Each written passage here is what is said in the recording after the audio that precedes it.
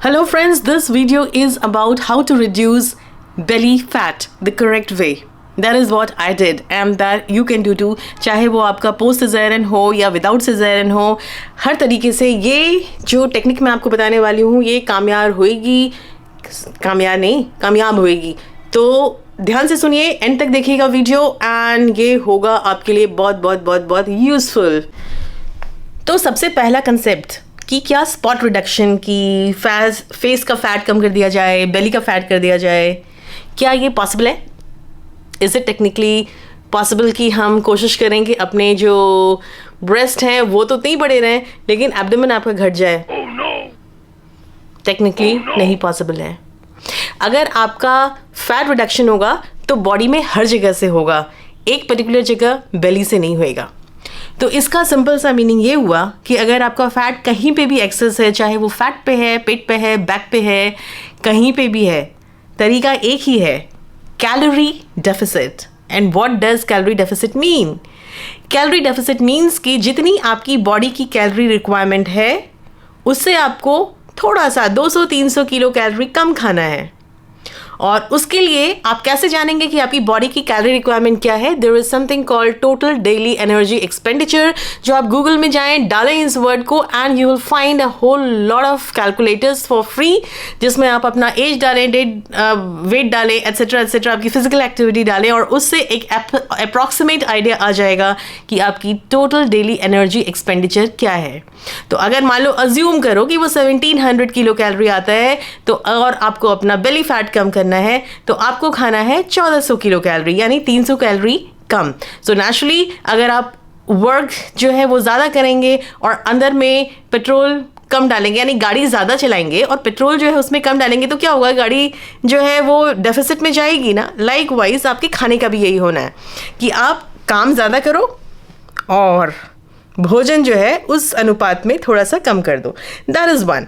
Secondly, आपको आपका macronutrients क्या होते हैं? हमारी बॉडी में 3 तरह के मैक्रोन्यूट्रिएंट्स रिक्वायर्ड होते हैं: protein, fat and carbohydrate, in no particular order I am saying. ये तीनों हमें रिक्वायर्ड होते हैं और आपको उसका भी एक कैलकुलेशन है कि कितना प्रोटीन चाहिए, कितना कार्बोहाइड्रेट चाहिए, कितना फैट चाहिए। तो अगर मान लीजिए कि आपकी डाइट कितनी थी, 1400 किलो कैलोरी की थी, अब 1400 किलो कैलोरी में से पहले तो आप अपना प्रोटीन रिक्वायरमेंट कैलकुलेट करें और protein requirement on an average 1 से 1.5 ग्राम पर केजी बॉडी वेट होता है। तो अगर आपका 60 केजी के अगर आप हैं तो उसमें मल्टीप्लाई कर लीजिए, उतना आपको प्रोटीन चाहिए। और वो माई फिटनेस पॉल नाम का ऐप है और भी बहुत सारे ऐप हैं जिससे कि आप हर डाइट का प्रोटीन कंटेंट कितना होता है उसको कैलकुलेट कर सकते हैं और कितनी आपके भोजन की कैलोरी जो है वो प्रोटीन रिच डाइट में से आई वो कैलकुलेट कर सकते हैं। उसके अलावा आपके फैट का कंटेंट होना चाहिए 0.5 मल्टीप्लाइड बाई योर वेट। जितना आता है उतना आपको फैट लेना है और फैट जो है वो आप कोशिश करेंगे कि पॉलीअनसैचुरेटेड फैटी एसिड लेंगे, ट्रांस फैट्स नहीं लेंगे, सैचुरेटेड फैट्स को अवॉइड करेंगे। तो हेल्दी फैट्स में क्या होता है? एवोकाडो है, ऑलिव ऑयल है, इस तरह के फैट जो है वो हेल्दी ऑयल वो फैट में आते हैं। फैट हो गया। कार्बोहाइड्रेट क्या होना है? जितनी आपकी कैलोरी फैट एंड प्रोटीन को लेने के बाद जितना भी आपका उस 1400 किलो कैलोरी में बचा हुआ अमाउंट आता है वो आपके कार्बोहाइड्रेट्स आएगा। Carbohydrates are not bad, it is just that you have to see what carbohydrates you are eating. कोशिश करेंगे कम्प्लेक्स कार्बोहाइड्रेट खाने का। कम्प्लेक्स कार्बोहाइड्रेट का मतलब क्या हुआ? जिसको पचाने में बॉडी को थोड़ा कम्प्लेक्सिटी फेस करनी पड़ती है, यानी थोड़ा सा उसके लिए मेहनत करनी पड़ती है। वो फट से आपकी ब्लड शुगर में बढ़ करके आपका ना शुगर स्पाइक देता है ना वो आपको गंदे वाले कार्बोहाइड्रेट देता है। तो उस सूरत में कम्प्लेक्स कार्बोहाइड्रेट होता है, ओट्स है, कीनोआ है, there are so many options, whole grain breads etcetera है, सब में कम्प्लेक्स कार्बोहाइड्रेट होता है। तो उसको लीजिए एंड उससे आपका हो गया 400 किलो कैलोरीज, यानी आप 300 किलो कैलोरी के डेफिसिट में चल रहे हैं। इसको मेंटेन कीजिए और ये मैं हाइपोथेटिकली बोल रही हूँ, आपका डिफरेंट हो सकता है, you know what ever the total daily energy expenditure आता है उसके हिसाब से आप 300-400 किलो कैलोरी लेस खाएंगे। उसके अलावा क्या करेंगे? एब्डोमिनल क्रंचेस नहीं, एब्डोमिनल क्रंचेस नहीं, एब्डोमिनल क्रंचेस भी कर सकते हैं, but it has to be a whole body exercise which is like in a systematic way you are doing. या तो आप पुल पुश वाला रजीम फॉलो करेंगे, जिसके लिए बहुत सारे वीडियोस हैं ऑनलाइन, आप देख सकते हैं, या आप पर्सनल ट्रेनर हायर कर सकते हैं, या फिर आप पर्टिकुलर अपने बॉडी ग्रुप मसल्स को फोकस करेंगे कि एक दिन आपने चेस्ट कराया, एक दिन आपने एब्डोमेन की, एक दिन आपने शोल्डर किया, एक दिन आपने बाइसेप ट्राइसेप किया, एक दिन आपने लेग डे किया। Though this is considered to be a old concept now by some people, लेकिन it still works. I do it this way only and it works well for me. तो जो भी technique है लेकिन एक systematic order में करेंगे। Just abdominal crunches या प्लैंक करने से आपका बेली फैट नहीं जाएगा, it has to be a whole body exercise.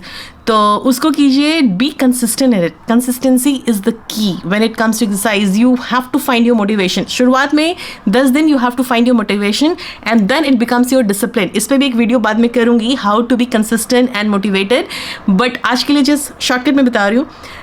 You have to be that with exercise, और थोड़ा सा फंक्शनल ट्रेनिंग या कार्डियो भी उसमें ऐड कर दीजिए, तो वो सोने पे सुहागा है। आपको वेट लूज़ करने में मदद करेगा, क्योंकि आप कैलोरी डेफिसिट में जाना आपके लिए आसान हो जाएगा।